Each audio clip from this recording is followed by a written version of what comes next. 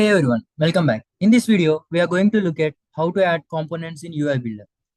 The first component is avatar component. We use the avatar component in UI Builder to visually represent a user with their photo or initials for easy identification and improved user's experience.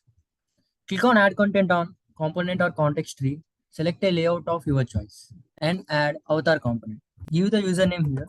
You can change the size of the avatar component here. Go to Image Source tab. Click on Data Binding option, select Page Properties, then select Session, then select User. In that, you will see an option called Avatar. Click on that and apply. How it looks when user has no profile image. The avatar component automatically falls back to user's initials, first letter of first plus last name. What happens if image source is completely empty?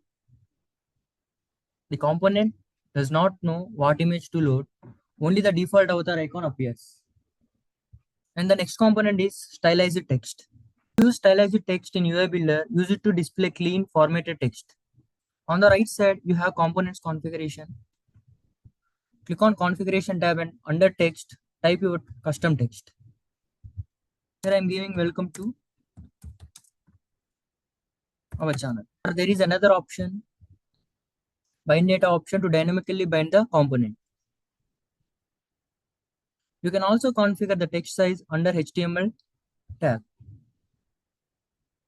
And our next component is text link. The text link component is used to provide clean, clickable text that lets users navigate to pages, URLs, or actions in UI Builder. Click Add Content and select any layout of your choice. Add text link component. On the right side, you have component configuration. Click on Configuration tab and under Label, give a name. Here I am giving ServiceNow. Under the Link tab, give the URL you want the user to navigate. Save and click on Preview. As you can see here, whenever I click on that URL, it navigating to my instance. To next component, the record list. The record list component is used to display multiple records. Again, click on Add Content. Select Layout and search for record list. Click on Add. On the right side, you have component configuration. Click on Configuration tab and under Table section, select Incident. And under Number of Displayed Columns section, select the number of columns you want to display.